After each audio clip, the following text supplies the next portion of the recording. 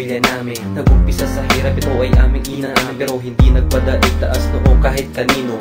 May dignidad at hindi nga nagpapatalo. At ang aming lolo ay isang ininyero, nagpakirap maghanap para lang makapagtrabaho. Tiniis niya lahat para sila'y makapagtapos. Ang 5 anak kahit sa pera ay kapos. At ang aming lola, siya ang dakilang guro, ang mabuting asal, siya sa amin na nagturo. Di namin malilimutan ang mga tinuro niya hanggang kami ay tumanda. Ito'y aming ipapamana sa aming mga anak, amin na ngang ibabahagi at tuturuan namin ng mabuting ugali. Dahil ang henerasyon ng pamilyang ito ay hindi mabubuwag ng kahit na sino.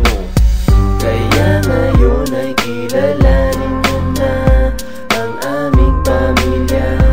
Dapat yung tandaan na kami ay laging tulungan sa bawat problema na sa aming buhay ay dumaraan.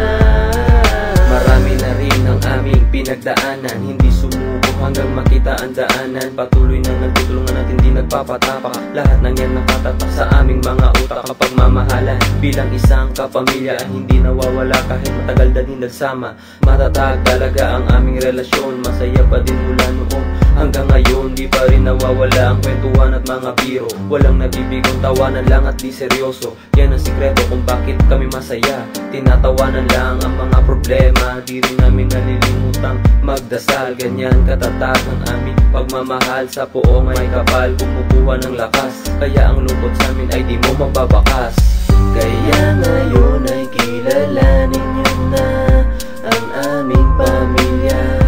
Dapat yung tandaan na kami ay laging tulungan sa bawat problema na sa aming buhay ay dumaraan. Ngayon alam nyo na lahat ng aking nilathala, ang sentro ng aming buhay syempre si Bathala. Siya ang bahala sa aming bawat akbang, kami ay aangat kahit na sino pang hadlang. Hindi na umaasa sa tulong ng iba, kami ay tulungan at wala ng iba.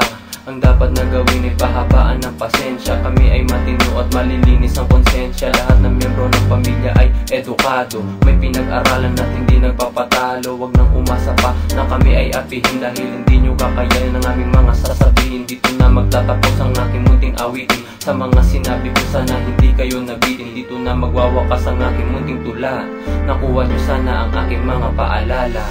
Kaya ngayon ay kilala